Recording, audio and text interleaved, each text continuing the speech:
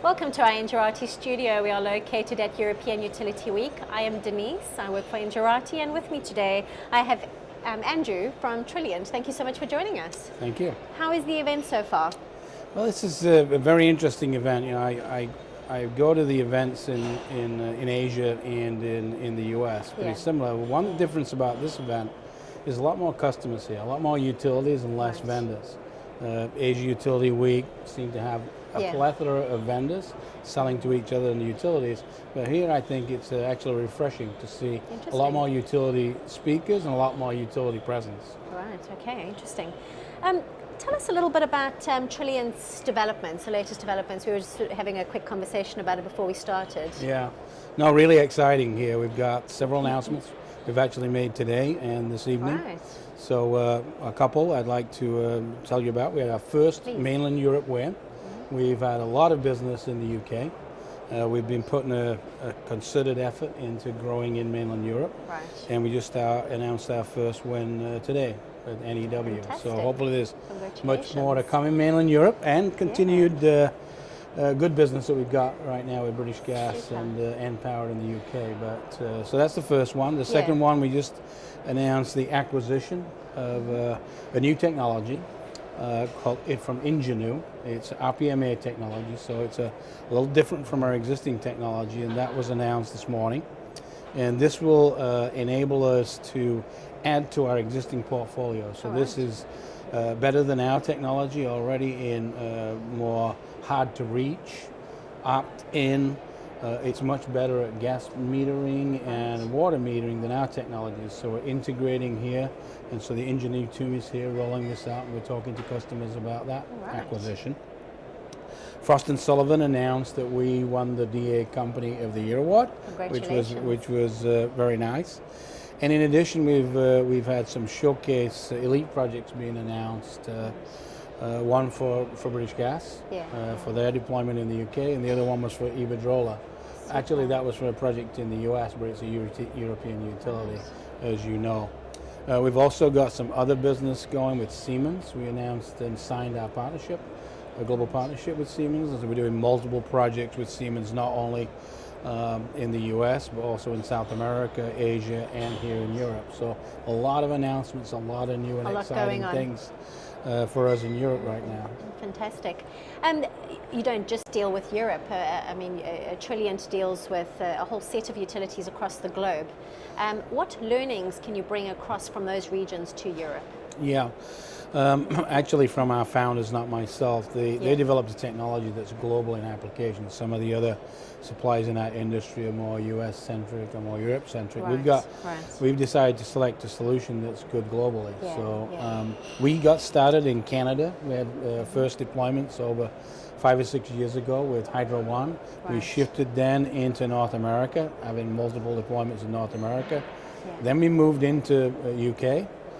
Now mainland Europe, and then we got our first wins in South America and our first wins in Asia Pacific. So we're working in a lot of different places. So every different market is different, and Europe's not all alike. No, for sure. So the UK is a very different market than, say, Germany or Austria. UK is segregated by grid, distribution, and retailers. And in the UK, as we all know, consumers can select their own suppliers. So you can be getting your electricity from British Gas, and you can be getting you can get your gas from Npower, and you can switch at any given time. So that's not necessarily the same in all countries. So the lesson learned that we had is when coming into Europe, it can be much more complicated. Change of supplier, prepay announcements, the difference between serving the retailers and serving distribution network operators and grid is a very different challenge than what you have in the US.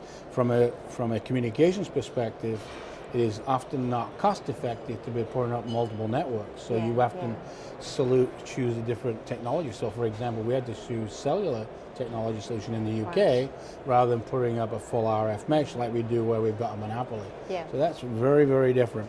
So I think my advice, for Europe is learn the lessons from the US and from some of the mature countries like Canada, but each different country is their own place. So I think you've got to be. You have to almost adapt those adapt learnings to the to regulation your that you've region, got, the speed. What are the drivers? Are you being driven Yeah. from environmental? Are you being driven from a consumer-driven thing? Yeah. So really look at who your stakeholders are sure. in Europe. With Sure. my advice. Let's talk about smart grids in Europe. You know, how do you feel the development and deployment is progressing in the region? Yeah, there's three distinct zones, I would say. I would look at the UK being pretty specific. UK is deployments are underway.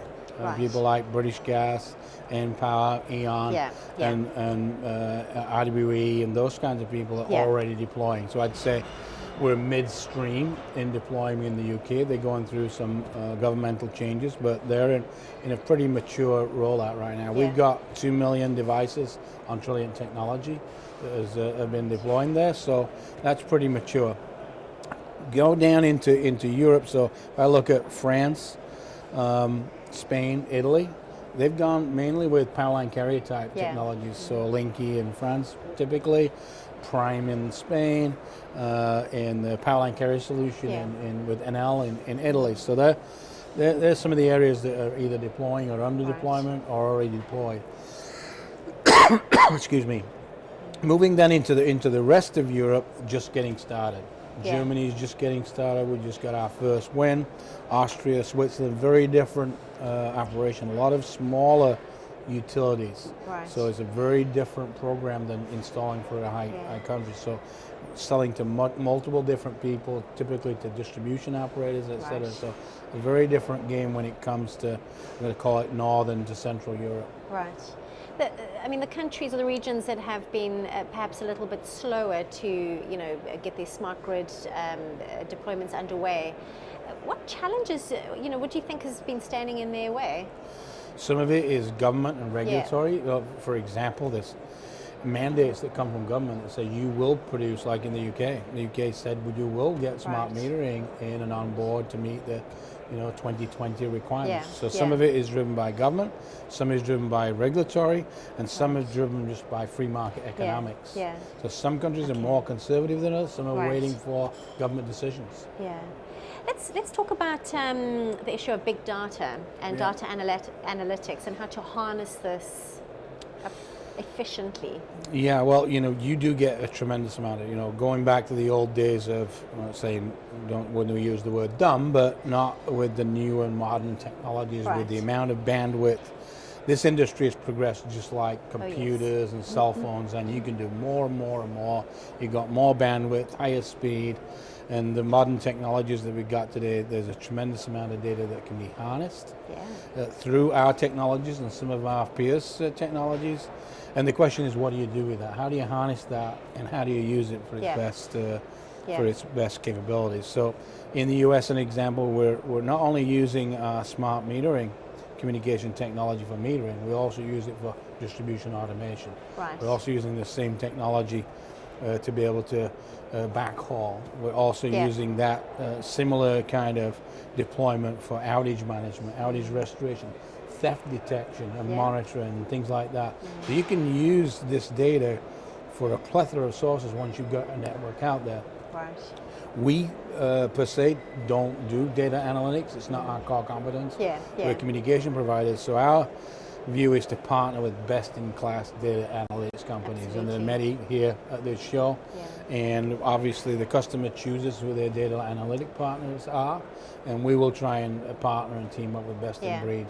Other than partnering, with an external source when it comes to data analytics and harnessing, deep value from your data, what other recommendations can you make to utilities? What steps should they be taking?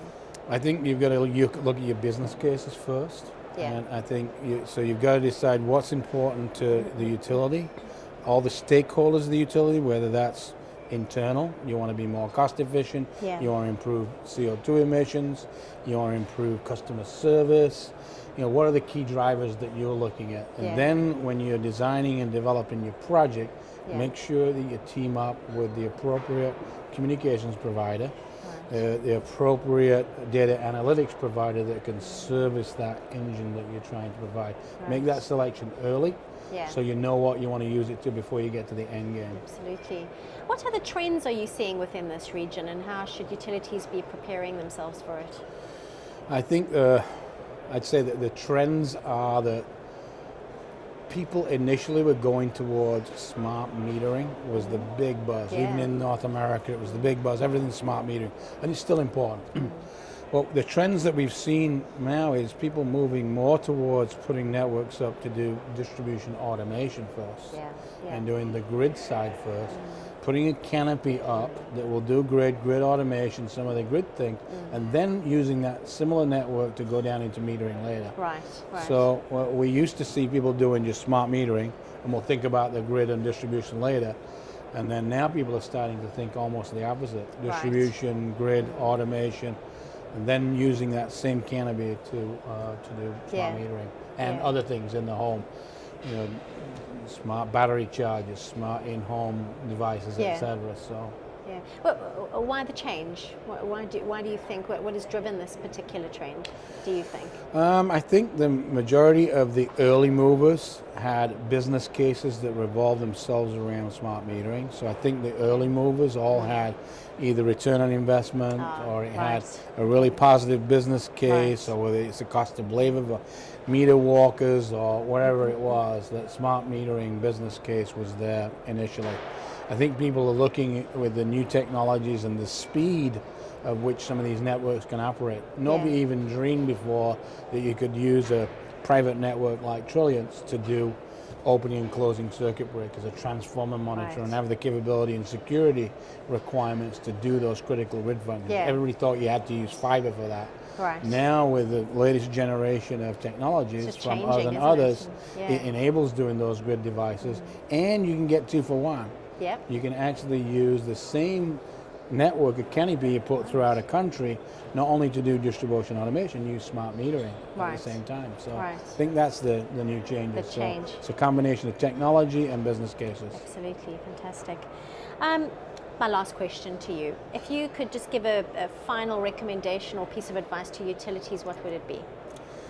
I think some of the frustrations that I see as a supplier to the utilities is that every utility has to do their own proof of concept and their own pilot, and nobody will trust or believe that that same technology has been tested in other countries. It's the same air, whether it's air in the UK, is the same air that you breathe in. So radio frequencies travel the same, but every utility thinks their own individual country needs to have a pilot and proof of concepts and testing whether this radio frequency works here or there or everywhere. I think my piece of advice was go take a look at the people that have already deployed or already done pilots. Go visit them, spend time with them, not necessarily with the vendors, but more with the utilities, and say, what lessons did you learn? What did you deploy? How did you do the pilots? What were your business drivers? What worked well technically? What didn't work too well? And then make a decision and move to full deployment. Don't spend 1, 2, 3 years going through pilots and proof of concepts. Waste of time and money, really, isn't it? Trust what the other utilities have done. And by the way, they're more than willing to share. My customers, and I'm sure my competitors' customers, are more than willing to share what their lessons learned are. Fantastic. Sound advice. Thank you so much for joining us in the studio. I hope you enjoy the rest of the event. And to our viewers, thank you so much again for joining us. Do go and have a look at our other interviews that will be taking place over the next couple of days. Thank you.